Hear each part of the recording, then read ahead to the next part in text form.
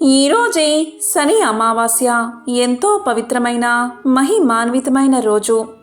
శనివారం అమావాస్య కలిసి వస్తే ఆ రోజును శని అమావాస్య అని పిలుస్తారు. అర్ధాష్టమ శని, శని దోషాలు, శని వల్ల బాధపడేవారికి ఇది ఒక చక్కని అవకాశం. శని నవగ్రహాలలో అత్యంత సున్నిత మనస్కుడు, పరమ భాగవతోత్తముడు. జీవుల కర్మఫలాన్ని అనుసరించి వారికి ఫలాన్ని ప్రాప్తింపచేస్తాడు. మరి ఎంతో విశిష్టమైన పవిత్రమైన ఈరోజు శనీశ్వరుడికి సంబంధించిన ఈ కథలను విన్నా, చదివినా, చెప్పినా, వినిపించినా సకల శుభాలు కలుగుతాయి. మరి ఆ కథలేంటో ఇప్పుడు ఈ వీడియోలో తెలుసుకుందాం. గ్రహాలలో శని భగవానుడు న్యాయ నిర్ణేత. మనం చేసేటటువంటి మంచి పనులకు మంచి ఫలితాన్ని, చెడు పనులకు చెడు ఫలితాన్ని ఇస్తాడు. ప్రత్యక్ష దైవమైన సూర్యుడు, అలాగే ఆయన సతీమణి సంధ్యాదేవి, వారిద్దరికీ యముడు, యమున అంటే యమధర్మరాజు, యమునా నది సంతానం. ఒకసారి సంధ్యాదేవి సూర్యుడి వేడికి తాళలేక తన నీడ నుంచి తనలాంటి స్త్రీని పుట్టించి ఆమెకు ఛాయ అని పేరు పెట్టింది. తన బదులుగా తన భర్త దగ్గర ఉండమని, తన పిల్లల ఆలనా పాలనా చూసుకోమని ఛాయకు చెప్పి పుట్టింటికి పయనమయ్యింది సంధ్యాదేవి. సంధ్యాదేవి తండ్రి విశ్వకర్మ. విశ్వకర్మకు జరిగిందంతా చెప్పింది. కానీ విశ్వకర్మ పుట్టింటిలో ఉండకూడదని, అత్తగారింటికి వెళ్ళమని నచ్చచెప్పుతాడు. కానీ ఆమె ఇవేమీ పట్టించుకోకుండా సూర్యమండలానికి వెళ్తున్నాను అని చెప్పి రహస్యంగా ఒకచోట తపస్సు చేయడం మొదలుపెట్టింది. అయితే ఇక్కడ అంటే సూర్యమండలంలో ఆమె నీడ నుండి వచ్చిన ఛాయకి శని, తపతి అనే ఇద్దరు పిల్లలు పుట్టారు. పిల్లలు పుట్టడంతోనే ఛాయకు సవతి తల్లి గుణాలు వచ్చేశాయి. యమధర్మరాజుని, యమునని చిన్నచూపు చూడడం మొదలుపెట్టింది. తన ప్రేమానురాగాన్ని అంతా తన పిల్లలపై చూపించేది. ఛాయ ప్రవర్తనలో మార్పు యముడు కనిపెట్టాడు. ఆటలాడుకుంటూ ఉన్న సమయంలో యముడు శని మధ్య అభిప్రాయ భేదాలొచ్చి యముడు శని కాలు విరిచాడు. దానికి ఛాయాదేవి కోపగించి యముణ్ణి శపించింది. యమునని నది కమ్మని శపించింది. అప్పుడు యముడు తపతిని తిరిగి నది కమ్మని శపించాడు. అంతలో అక్కడికి వచ్చిన గ్రహరాజు సూర్యుడు విషయాన్ని అంతా దివ్య దృష్టితో గ్రహించి వారికి కలిగిన శాపాలకు ఎంతో బాధపడ్డాడు. అప్పుడు సూర్యభగవానుడు ఇలా పలికాడు: యమున కృష్ణ సాన్నిధ్యమున పవిత్రత పొందుతుంది, లోకానికి ఉపకారిగా ఉంటుంది. ఎవరైనా సరే నీ నదిని స్మరించినా, స్నానం చేసినా చాలు, వారి సర్వపాపాలు నశించిపోతాయని యమునని శాంతి వాక్యాలతో ఓదార్చాడు సూర్య భగవానుడు. యముడిని యమలోకానికి పట్టాభిషేకం చేయించాడు. ఆకాశంలో ఛాయను కాలుతో తన్నబోయిన యమధర్మరాజుని ఆమె ఆగ్రహంతో నీ కాలు మంటల్లో కాలుతుంది అని శపించగా, ఆ కాలు మంటల్లో పడకుండా మంటపై ఉండును అని, రెండో కాలు ఎల్లవేళలా నీటిలో ఉండును అని, ధర్మం తప్పి ప్రవర్తిస్తే ఆ కాలు బగ్గున మండిపోతుంది అని, నా వరం వల్ల నీ కాలు నీటిలో ఉంటే రెండో కాలికి ఎలాంటి ప్రమాదము ఉండదని సూర్య భగవానుడు తెలియజేశాడు. అందుకే యముడికి సమవర్తి అనే పేరు ఉంది. ధర్మాధర్మాలను, నీళ్లు నిప్పును ఒకేలా చూస్తాడు కనుక. శనిని నవగ్రహాల్లో ఒకనిగా చేసి జ్యేష్ఠాదేవికిచ్చి వివాహం చేశాడు. అప్పుడు త్రిమూర్తులు శనికి కొన్ని ఆధిపత్యాలు ఇచ్చారు. ఆయువుకి అధిపతిగా జనులపై అతని ప్రభావం ఉంటుంది అన్నమాట. ఈ విధంగా సూర్య భగవానుడికి, ఛాయాదేవికి శనైశ్వరుడు వైశాఖ మాసం అమావాస్య నాడు జన్మించాడు. ఈ తిథి శనైశ్వర జన్మతిథి. ఈ రోజునే శనైశ్వరుడు పుట్టాడు. ఒకానొక సందర్భంలో కైలాసాన్ని చేరుకున్న నారదుడు శివుని ముందు శని భగవానుడి గురించి పొగడ్డం మొదలుపెట్టాడట. ఎంతటి వారైనా సరే ఆ శని ప్రభావం నుంచి తప్పించుకోలేరంటూ చెప్పసాగాడట. ఆ మాటలు విన్న శివుడికి ఒళ్ళు మండిపోయింది. అప్పుడు శివుడు ఇలా పలికాడు, నారదా, శని ప్రభావం ఎవరి మీద ఉన్నా లేకున్నా నా మీద మాత్రం పనిచేయదు అంటూ హుంకరించాడు మహాశివుడు. నారదుడు యథాప్రకారం ఆ మాటలను శనిదేవుడి వద్దకు మోసుకు వెళ్ళాడు. అప్పుడు శనిదేవుడు ఇలా పలికాడు, నారదా, నా ప్రభావం నుంచి తప్పించుకోవడం ఎవరి తరమూ కాదు. ఇది సృష్టి ధర్మం అంటూ కోపగించిన శని భగవానుడు శివుణ్ణి పలానా సమయంలో పట్టి పీడించి తీరతానంటూ శపథం చేశాడు. శని శపథం గురించి విన్నా శివుడికి ఏం చెయ్యాలో పాలుపోలేదు. ఆ శని మాటలు నెరవేరితే తన ప్రతిష్ఠకి భంగం కదా అనుకున్నాడు మహాశివుడు. అందుకే శని చెప్పిన సమయానికి అతని కంటపడకుండా ఉండేందుకు భూలోకంలోని ఒక చెట్టు తొరల్లో దాక్కున్నాడు. మర్నాడు కైలాసంలో ఉన్న శివుని చెంతకు శని భగవానుడు చేరుకున్నాడు. వినమ్రంగా తన ఎదుట నిలిచిన శనిని చూసి, నన్ను పట్టి పీడిస్తానన్నా నీ శబదం ఏమైంది అంటూ పరిహసించాడు పరమేశ్వరుడు. దానికి శని, ప్రభు, ఈ ముల్లోకాలకు లయకారకుడవైన నువ్వు పోయి ఆ చెట్టు తొర్రలో దాక్కున్నావే, అది నా ప్రభావం కాదా? దీన్ని శని పట్టడం అనరా అన్నాడు చిరునవ్వుతో. శనిదేవుని మాటలు శివునికి విషయం అర్థమైంది. ఈ రోజు నుంచి శని త్రయోదశి నాడు ఎవరైతే నిన్ను అర్చిస్తారో వారు నీ అనుగ్రహంతో పాటుగా నా అభయానికి కూడా పాత్రులవుతారు. ఇక నుంచి నువ్వు శనీశ్వరుడు అన్న పేరుతో కూడా వెలుగొందుతావు అంటూ శనిని ఆశీర్వదించాడు పరమశివుడు. మనకున్న కలిదోషాలు తొలగిపోవాలి అంటే ఈ కథను ఒక్కసారైనా వినండి. ఈ నలోపాఖ్యానం విన్నవారికి, వినిపించిన వారికి కూడా ఆయురారోగ్య ధన సంపత్తులు కలుగుతాయి. ఆ కథే నల దమయంతుల కథ. ఒకరోజు బృహదస్వుడు అనే ముని పాండవుల వద్దకు వచ్చాడు. ధర్మరాజు ఆ మునికి అతిథి సత్కార్యాలు కావించి కౌరవుల వల్ల తాము పడుతున్న బాధలు అన్నీ వివరించి, మహాత్మా, రాజ్యాన్ని నివాసాన్ని పోగొట్టుకుని మాలాగా అడవిలో కష్టాలు పడుతున్నవారు ఎవరైనా ఉన్నారా? ఉంటే చెప్పండి అని మునిని అడిగాడు పాండవుల్లో పెద్దవాడైన ధర్మరాజు. అందుకు బృహదస్వుడు, ధర్మరాజా, నీవు కష్టాలు పడుతూ అడవుల్లో ఉన్నా నీ వెంట నీ అన్నదమ్ముళ్ళు, నీ భార్య, నీ హితం కోరే విప్రులు నీ వెంటే ఉన్నారు.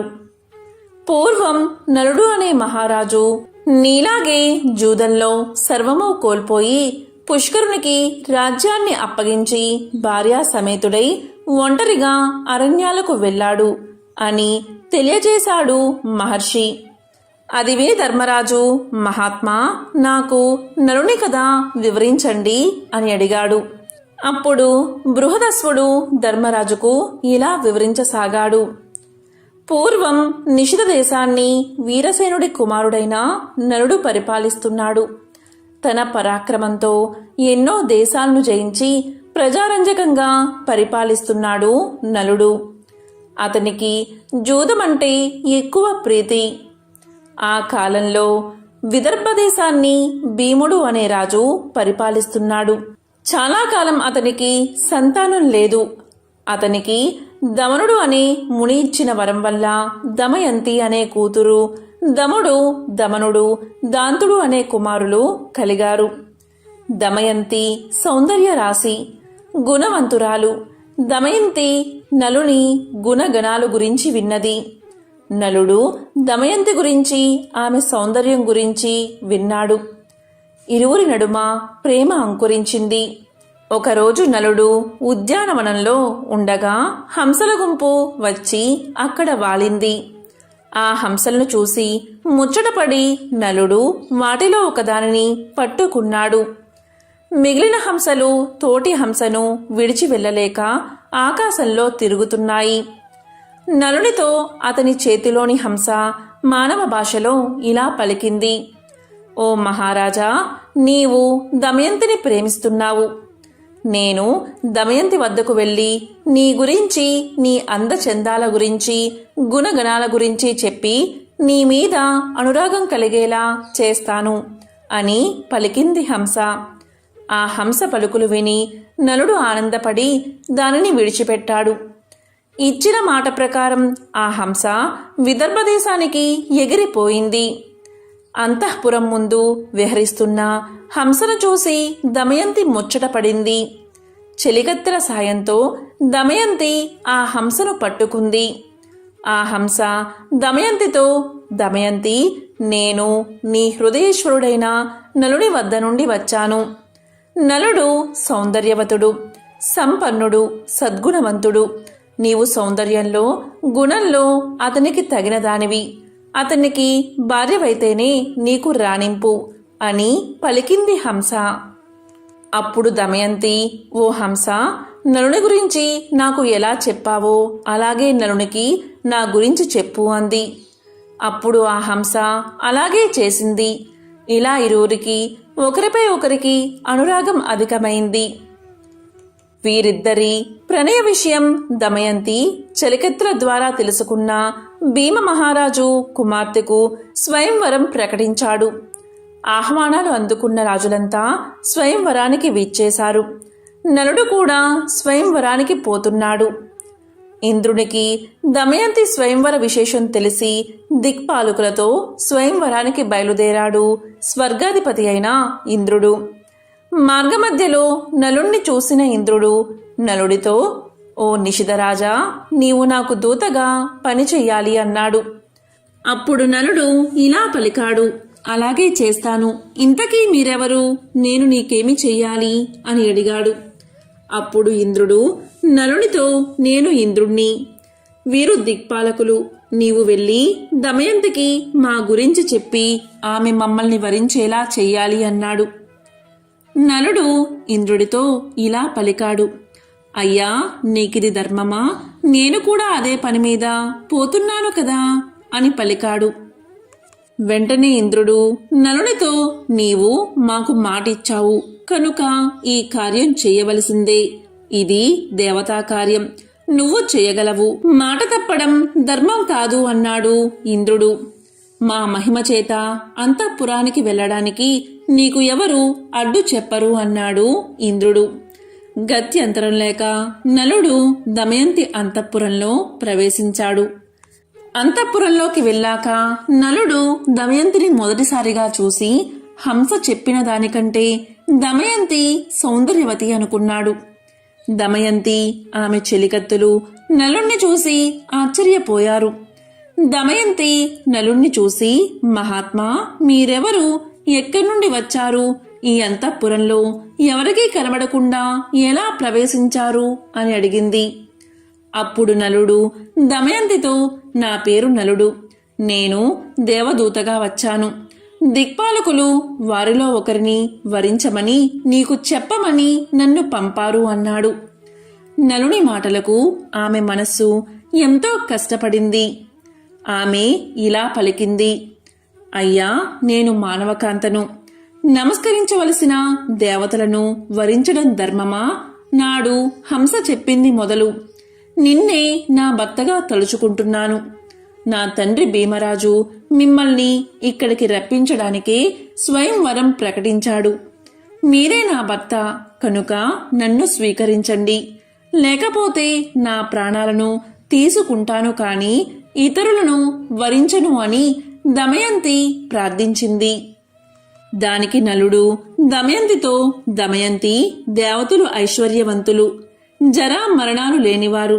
వారిని కాదని జరామరణాలకు ఆలవాలమైన నన్ను కోరుకోవడం న్యాయమా అని అడిగాడు. ఆ మాటలు విని దమయంతి దుఃఖించింది. ఆమె నలుడితో, నేను మీకొక ఉపాయం చెప్తాను.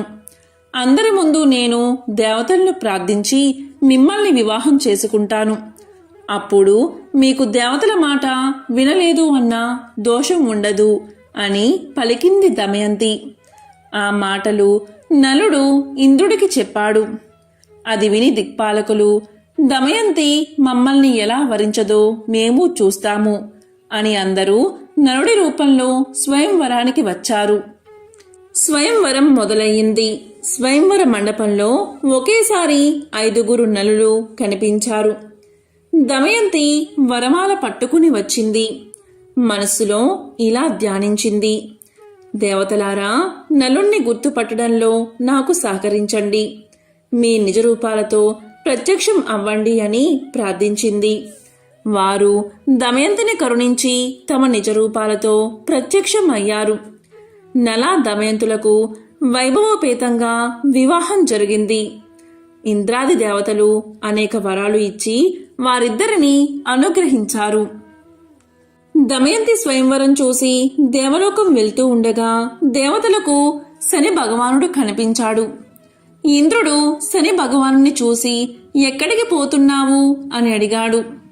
దానికి శని, భూలోకంలో జరుగుతున్న దమయంతి స్వయంవరానికి పోతున్నాను అని సమాధానం చెప్పాడు. ఆ మాటలకు ఇంద్రుడు నవ్వి, దమయంతి స్వయంవరం జరిగిపోయింది, ఆమె నలుణ్ణి వివాహం చేసుకుంది అన్నాడు. ఆ మాటలకు శనికి కోపం వచ్చింది. నలుణ్ణి రాజ్యభ్రష్టుణ్ణి చేసి వారిద్దరికీ వియోగం కల్పించాలి అనుకున్నాడు శని భగవానుడు. కాని నలుడు ధర్మాత్ముడు. శని ప్రభావానికి చాలా కాలానికి గాని అవకాశం రాలేదు. ఒకరోజు నలుడు మూత్ర విసర్జన చేసి పాద ప్రక్షాళన చేయకుండా సంధ్యావందనం చేశాడు. ఆ అశౌచాన్ని ఆధారంగా చేసుకుని శని అతనిలో ప్రవేశించాడు. నలుని దాయాది అయిన పుష్కరుని వద్దకు వెళ్లి నలునికి జూద వ్యసనం ఉందని అతనితో జూదమాడి అతని రాజ్యాన్ని గెలవచ్చని నమ్మబలికాడు. బ్రాహ్మణ వేషంలో పుష్కరునితో నలుని వద్దకు వెళ్లి జూదానికి ఆహ్వానించాడు శని. జూదానికి పిలిస్తే పోకపోవడం ధర్మం కాదని నలుడు జూదమాడ్డానికి అంగీకరించాడు. జూదం మొదలయ్యింది. నలుడు తన రాజ్యాన్ని, సంపదలను వరుసగా పోగొట్టుకుంటున్నాడు. అయినా ఆడ్డం మానక సమస్తం పోయే వరకు ఆడాడు. దీనికి దమయంతి ఎంతో దుఃఖించి ఓడే కొద్దీ గెలవాలని పంతం పెరుగుతుంది, ఏమీ చేయలేము అని సరిపెట్టుకుంది. నలుడు ఓడడం తథ్యమని గ్రహించిన దమయంతి తన కుమార్తె ఇంద్రను, కుమారుడు ఇంద్రసేనను సారథికి తోడిచ్చి విదర్భలో ఉన్న తండ్రి వద్దకు పంపించేసింది. నలుడు తన రాజ్యాన్ని కోల్పోయి నగరం వెలుపల 3 రోజులు ఉన్నాడు. జూదంలో సర్వం పోగొట్టుకున్న నలుణ్ణి చూడడానికి ఎవ్వరూ రాలేదు. నలుడు ఆకలికి తట్టుకోలేకపోయాడు. అప్పుడు నలుడు ఆకాశంలో ఎగురుతున్న పక్షులను పట్టుకోవడానికి తన పై వస్త్రాన్ని వాటి మీద విసిరాడు. ఆ పక్షులు ఆ వస్త్రంతో సహా ఎగిరిపోయాయి. నలుడు తన భార్య కొంగును పై వస్త్రంగా కప్పుకున్నాడు. ఆ దుస్థితికి తట్టుకోలేని నలుడు, దమయంతి, ఇక్కడ 4 మార్గాలు ఉన్నాయి. ఇది నీ పుట్టిల్లు విదర్భ దేశానికి పోయే దారి, ఇది దక్షిణ దేశానికి పోయే మార్గం, ఇది కోసల దేశానికి పోయే మార్గం, ఇది ఉజ్జయినికి పోయే మార్గం. వీటిలో మనకు అనుకూలమైన మార్గమేదో చెప్పు అని అడిగాడు. నీవు నాతో ఈ అడవిలో కష్టాలు పడలేవు, నీ తండ్రి ఇంటికి వెళ్లి సుఖంగా ఉండు అని చెప్పాడు నలుడు. అవును నాదా, మనం విదర్భకు వెళ్లి అక్కడ సుఖంగా ఉందాం అని చెప్పింది దమయంతి. అప్పుడు నలుడు, దమయంతి మహారాజుగా విదర్భలో తిరిగిన వాడిని రాజ్యభ్రష్టుడిగా ఎలా రాగలను చెప్పు? అన్ని రోగాల కన్నా పెద్ద రోగం దుఃఖం. అందుకు భార్య పక్కన ఉండడం పరమౌషధం. అందుకని నీవు పక్కన ఉంటే ఎన్ని కష్టాలైనా సుఖాలుగానే ఉంటాయి అన్నాడు నలుడు. అప్పుడు దమయంతి, నిజమే, అందుకనే నన్ను ఎప్పుడూ మీ వెంట ఉండడానికి అనుమతించండి అని పలికింది. అందుకు నలుడు అంగీకరించాడు. ఒకరోజు అడవిలో నలుని తొడ మీద తల పెట్టుకుని దమయంతి నిద్రపోతూ ఉంది. ఆమెను చూసి నలుడు, ఈ సుకుమారి నాతో అడవుల్లో కష్టాలు పడుతుంది, నా వెంట ఉండడమే ఈమె కష్టాలకు కారణం, నేను లేకపోతే ఈమె పుట్టింటికి వెళ్లి సుఖపడుతుంది అని మనసులో అనుకుని తాను ధరించిన చీర భాగాన్ని చింపి పైన వేసుకుని ఆమెను వదల్లేక విడిచి వెళ్ళాడు. నిద్ర లేచిన దమయంతి భర్త లేకపోవడం చూసి దుఃఖించింది. భర్తను తలుచుకుంటూ అడవిలో తిరుగుతున్న దమయంతిని ఒక కొండ చిలువ పట్టుకుంది. భయంతో దమయంతి కేకలు వేసింది. ఆ కేకలు విని ఒక కిరాతుడు తన కత్తితో ఆ కొండ చిలువను చంపి దమయంతిని రక్షించాడు. ఆ కిరాతుడు దమయంతి గురించి తెలుసుకున్నాడు. ఆమె నిస్సహాయతను తెలుసుకుని ఆమెను తాకబోవగా దమయంతి అతన్ని భస్మం చేసింది. భర్తను తలుచుకుంటూ అడవిలో దారి తెన్ను లేకుండా ప్రయాణిస్తూ ఉండగా ఆమెకు ఒక మునిపల్లె కనబడింది. ఆ మునిపల్లెలో దమయంతి ముని శ్రేష్ఠులను చూసింది. మునులు దమయంతిని చూసి, అమ్మా, నీవు ఎవరు? ఒంటరిగా ఎందుకు తిరుగుతున్నావు అని అడిగారు. సమాధానంగా దమయంతి, ముని పుంగవులారా, నేను నలచక్రవర్తి భార్యను. నా పేరు దమయంతి. విధివశంతో నా భర్త నన్ను విడిచి వెళ్ళాడు. నాకు వారి జాడ చెప్పగలరా? నేను భర్త లేనిదే జీవించలేను అని అడిగింది. అప్పుడు మునులు, అమ్మా, నీకు త్వరలోనే భర్త సమాగమం జరుగుతుంది, చింతపడకు అని చెప్పి వెళ్లారు. అప్పుడు దమయంతి పిచ్చిదానిలా భర్తను వెతుక్కుంటూ అడవిలో తిరుగుతూ ఉంది. ఇంతలో అటుగా పోతున్న బాటసారులు ఆమెను చూశారు. కొందరు ఆమెను పిచ్చిది అని ఎగతాళి చేశారు.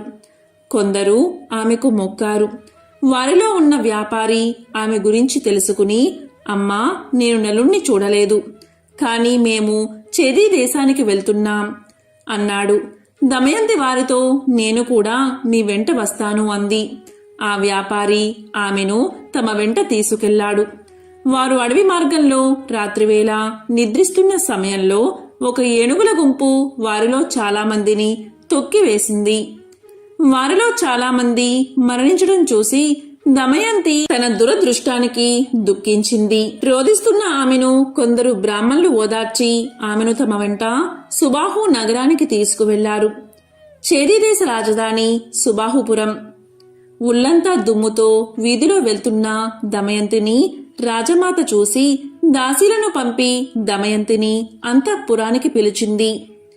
రాజమాత దమయంతితో, అమ్మా, నిన్ను చూస్తుంటే రాచకల ఉట్టిపడుతుంది.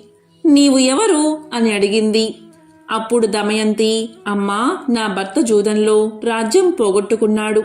నన్ను అడవిలో ఒంటరిగా విడిచి వెళ్లాడు. అతన్ని వెతుకుతూ తిరుగుతున్నాను అని సమాధానం చెప్పింది. అప్పుడు రాజమాత, అమ్మా, ఇక నుండి నువ్వు నా దగ్గర సైరంధ్రిగా ఉండు. నీకు ఏ లోటు రాకుండా నేను చూస్తాను. నీ భర్తను వెతికిస్తాను అని చెప్పింది. దమయంతి అందుకు అంగీకరించి, అలాగే ఉంటాను, కాని నేను సైరంధ్రిగా ఎవరి ఎంగిలి తినను, పరులకు కాళ్ళు పట్టను, పరపురుషులతో మాట్లాడను. కేవలం నా భర్తను వెతుకుతూ వెళ్లే బ్రాహ్మణులతో మాత్రం మాట్లాడతాను అని చెప్పింది. దానికి రాజమాత అంగీకరించి తన కుమార్తె సునంద వద్దకు పంపింది. దమయంతి అక్కడే ఉండిపోయింది. దమయంతిని వదిలి వెళ్లిన నలుడు అడవిలో ప్రయాణిస్తూ ఉండగా అడవి అంతటా దావానలం వ్యాపించింది. ఆ మంటల మధ్య నుండి రక్షించండి, రక్షించండి అన్న ఆర్తనాదం వినిపించింది. ఆ ఆర్తనాదం విని నలుడు అగ్ని కీలల నడుమ ఉన్న నాగకుమారుణ్ణి రక్షించాడు. ఆ పాము నలుణ్ణి కాటువేసింది. పాము కాటుకు నలుడు వికృత రూపుడయ్యాడు. అప్పుడు ఆ పాము తన నిజరూపంతో ప్రత్యక్షమై నలునితో, నల మహారాజా, నా పేరు కర్కోటకుడు. నేను నిన్ను కాటు వేశాను అని భయపడకు. ఇక నిన్ను ఎవరూ గుర్తించరు. పాము కాటు నిన్నేమీ చెయ్యదు. నీ రాజ్యం నీకు ప్రాప్తిస్తుంది. నీ భార్య నీకు దక్కుతుంది. నీకు ఎప్పుడు నిజరూపం కావాలన్నా నన్ను తలుచుకుంటే నీ వద్దకు ఒక వస్త్రం ఎగురుతూ వస్తుంది. దానిని కప్పుకుంటే నీ పూర్వాకృతి వస్తుంది. నీకు మరొక విషయం చెప్తాను. ఇక్కడికి దగ్గరలో ఇక్ష్వాకు వంశస్థుడైన ఋతుపర్ణుని రాజ్యం ఉంది. నీవు అక్కడికి వెళ్ళు. బాహుకుడు అనే పేరుతో అతని వద్ద రథసారథిగా చేరు. నీవు అతనికి అశ్వహృదయం అనే విద్యను ఇచ్చి అతని నుండి అక్షహృదయం అనే విద్యను గ్రహించు అని చెప్పి కర్కోటకుడు వెళ్ళాడు. నలుడు ఋతుపర్ణుని వద్ద సారథిగా చేరాడు. అలాగే వంటశాలలో చేరి రుచికరమైన వంటలు వండి పెట్టసాగాడు. నలునికి జీవలుడు సహాయకుడిగా ఉన్నాడు. ఎక్కడ ఉన్నా నలుడు ఎప్పుడూ దమయంతిని తలచి దుఃఖిస్తూ ఉండేవాడు. ఒకరోజు నలుడు దమయంతిని తలుచుకుని దుఃఖిస్తూ ఉండగా జీవలుడు విని ఈ వికృత రూపి ప్రియురాలు ఎంత వికృత రూపంతో ఉంటుందో అనుకుంటూ నలుని దగ్గరకు వచ్చి విషయం ఏమిటని అడిగాడు. అందుకు నలుడు జీవనునితో, అయ్యా, నాకు ఒక ప్రేయసి కూడానా? నాకు తెలిసిన ఒక సైనికుడు తన ప్రేయసి గురించి దుఃఖిస్తూ ఉండగా చూశాను. అతన్ని అనుకరిస్తూ ఏడుస్తున్నాను అన్నాడు. విదర్భ దేశంలో ఉన్న భీమునికి నలుని విషయాలు తెలిసాయి. తన కూతురు అల్లుడు ఏమయ్యారో అని పరితపించాడు. వారిని వెతకడానికి నలువైపులా బ్రాహ్మణులు పంపించాడు. ఎన్నో బహుమానాలు ప్రకటించాడు. చేరి దేశం చేరిన బ్రాహ్మణుడు దమయంతి నుదుటిన ఉన్న పుట్టు మచ్చను చూసి ఆమెను గుర్తించాడు. అతను దమయంతితో, అమ్మా, నేను నీ తండ్రి వద్ద నుండి వస్తున్నాను. అక్కడి వారంతా క్షేమం. నేను నీ సోదరుని మిత్రుడను అనగానే దమయంతి వారిని తలుచుకుని పెద్దగా రోదించింది. అది చూసిన రాజమాత ఆ బ్రాహ్మణుణ్ణి చూసి, బ్రాహ్మణోత్తమా, ఈమె ఎవరి భార్య? ఇలా ఉండడానికి కారణం ఏమిటి అని అడిగింది. అందుకు అతడు, అమ్మా, ఈమె విదర్భరాజు కుమార్తె, నల చక్రవర్తి భార్య. ఇతని భర్త విధివసాన రాజ్యాన్ని పోగొట్టుకుని అడవుల పాలయ్యాడు. భీముని ఆజ్ఞపై ఈమెను వెతుకుతూ ఇక్కడికి వచ్చి ఈమెను గుర్తించాను అన్నాడు. అది విని దమయంతిని కౌగిలించుకున్న రాజమాత, దమయంతి, నీవు నాకు పుత్రికా సమానురాలివి. నేను నీ తల్లి దశార్ణ రాజు కుమార్తెలము. నీ తల్లి విదర్భరాజును వివాహం చేసుకుంది. నేను వీరబాహును వివాహం చేసుకున్నాను అని పలికింది. అందుకు అందరూ ఎంతో సంతోషించారు. దమయంతి బ్రాహ్మణుడితో పుట్టింటికి ప్రయాణమయ్యింది. రాజసౌధంలో ఉన్న దమయంతి భర్త వియోగంతో బాధపడుతూనే ఉంది. ఆమె తన తండ్రితో, నా భర్తను తక్షణం వెతికించండి, ఆయన లేకుండా నేను బతకలేను అంది. భీముడు వెంటనే బ్రాహ్మణుని పిలిపించి నలుణ్ణి వెతకమని చెప్పాడు. వారితో దమయంతి ఇలా చెప్పింది, నా భర్త ఇప్పుడు రాజ్యభ్రష్టుడు కనుక మారువేషంలో ఉంటాడు. మీరు వెళ్ళిన రాజ్యసభలలో ఈ విధంగా ప్రకటించండి, నీవు సత్యసంధుడువు కాని నీ సతిని వంచావు. ఆమె సగం వస్త్రం ధరించి వెళ్ళావు. అలా చేయడం ధర్మమా? నాపై కరుణ చూపు అని చెప్పండి. ఈ మాటకు ఎవరైనా రోషపడి బదులిస్తే నా వద్దకు వచ్చి చెప్పండి అంది. అలా నలుని వెతకడానికి వెళ్లిన వారంతా నలుని జాడ తెలుపకపోయినా వారిలో పర్ణాదుడు అనే విప్రుడు దమయంతితో, అమ్మా, నేను ఋతుపర్ణుని రాజ్యంలో నీవు చెప్పినట్లే చెప్పాను. అక్కడ ఒక కురూపి వంటవాడు సారథి అయిన బాహుకుడు అనేవాడు నన్ను రహస్యంగా కలుసుకుని, అయ్యా, భర్త కష్టాల్లో ఉన్నా సహించి ఆదరించే భార్య ఇహలోకంలోనూ పరలోకంలోనూ సుఖపడుతుంది అన్నాడు అని దమయంతితో చెప్పాడు. దమయంతి ఆలోచించగా అతడు నలుడు కాకపోతే అలా ఎందుకు బదులిస్తాడు అని అనుకుంది. తన అనుమానం దృఢపరుచుకోవడానికి తల్లి అనుమతితో సుదేవుడు అనే బ్రాహ్మణ్ణి పిలిపించింది. సుదేవా, నీవు ఋతుపర్ణుని రాజుతో, రాజా, భీముడు తన అల్లుడి కొరకు వెతికించినా ఫలితం లేదు కనుక ద్వితీయ స్వయంవరం ప్రకటించాడు. భూమండలంలోని రాజులంతా వస్తున్నారు. మరునాడే స్వయంవరం కనుక వెంటనే బయలుదేరు అని చెప్పు అని చెప్పి పంపించింది. సుదేవుడు ఋతుపర్ణునితో దమయంతి చెప్పమన్నట్లే చెప్పాడు. దమయంతి బ్రాహ్మణుడి ద్వారా పంపిన సందేశం విని ఋతుపర్ణుడు స్వయంవరానికి వెళ్లాలని అనుకున్నాడు. ఒక్క రోజులో విదర్భను చేరడం ఎలా అనుకుని సారథి అయిన బాహుకుణ్ణి పిలిచి, బాహుక, దమయంతికి ద్వితీయ స్వయంవరం ప్రకటించారు. నాకు చూడాలని ఉంది. ఒక్క రోజులో మనం విదర్భకు వెళ్ళాలి. నీ అశ్వ సామర్థ్యం ప్రకటించు అన్నాడు. సరే అని చెప్పాడు బాహుకుడు. కాని మనసు అస్సలు బాగోలేదు. నేను అడవిలో నిర్దాక్షిణ్యంగా వదిలి రాబట్టే కదా దమయంతి రెండవ స్వయంవరం ప్రకటించింది. అవివేకులైన పురుషులు తాము ఏమి చేసినా భార్య ప్రేమిస్తుందని అనుకుంటారు. కాని అది నిజం కాదు. నా మీద కలిగిన కోపంతో దమయంతి ఇలా చేసింది అని దుఃఖించాడు. అయినా దమయంతి పతివ్రత, 2 పిల్లల తల్లి. ఈ విధంగా రెండవ పెళ్లి చేసుకుంటుందా ఏమో, ఆ వింత చూస్తాను అని మనసులో అనుకున్నాడు. వెంటనే రథానికి గుర్రాలను కట్టి విదర్భకు ఋతుపర్ణుని తీసుకుని ప్రయాణమయ్యాడు. ఋతుపర్ణుని రథం పోయే వేగం చూస్తుంటే అది సూర్యుని రథంలా, బాహుకుడు అనూరుడిలా అనిపించింది. పక్కనే ఉన్న వార్షేయుడికి అదే సందేహం కలిగింది. భూలోకంలో నలుడికి మాత్రమే ఇలాంటి నైపుణ్యం ఉంది. కాని ఈ కురూపి నలుడెలా అవుతాడు అని మనసులో అనుకున్నాడు. ఇంతలో ఋతుపర్ణుని ఉత్తరీయం జారి కింద పడింది. బాహుక, రథం ఆపు, వార్షేయుడు దిగి ఉత్తరీయం తీసుకువస్తాడు అన్నాడు మహారాజు. అప్పుడు బాహుకుడు, మహారాజా, మనం ఆమడ దూరం వచ్చేశాం. అంత దూరం నడుచుకుంటూ ఎలా తీసుకురాగలడు అని పలికాడు.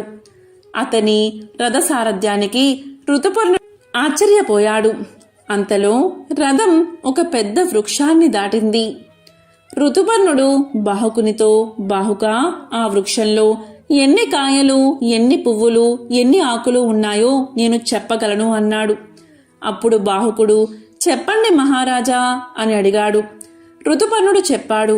లెక్కించి చూస్తే కాని నమ్మను అని రథం ఆపి ఆ చెట్టును పడగుత్తించి లెక్కించాడు బాహుకుడు. లెక్క సరిగ్గా సరిపోయింది. అప్పుడు ఋతుపర్ణుడు, ఇదే అక్షవిద్య అనే సంఖ్యాశాస్త్రమన్నాడు. అప్పుడు బాహుకుడు, మహారాజా, నేను మీకు అశ్వహృదయం అనే విద్యను నేర్పుతాను. అందుకు ప్రతీకగా మీరు నాకు అక్షహృదయ విద్యను నేర్పించాలి అన్నాడు. ఈ అక్షహృదయ విద్య మహిమ వల్ల నలున నుండి శని బయటకు వచ్చాడు. తనను క్షమించమని నలుణ్ణి వేడుకున్నాడు శని భగవానుడు. తరువాత శని భగవానుడి కటాక్షం వల్ల నలుడు దమయంతిని కలుసుకున్నాడు. తిరిగి తన రాజ్యాన్ని తాను సంపాదించుకున్నాడు. ఈ నలుడి కథ శ్రద్ధతో వినేవారు, సమావేశాల్లో చదివి వినిపించేవారు శని ప్రభావం వల్ల కలిగే దోషాల నుండి విముక్తిని పొందుతారు.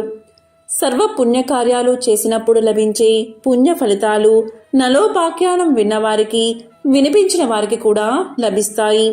అటువంటి వారికి బహుపుత్ర లాభం, పౌత్ర వృద్ధి, ఆయురారోగ్య, ధన సంపత్తులు కలుగుతాయి. విష ప్రయోగం నుండి బాధలు, చెడు విషయాల్లోని లంపటత్వం వారిని అంటవు. వారు ధర్మాత్ములు కాగలరు. ఓం నమో శనైశ్చరాయ నమః.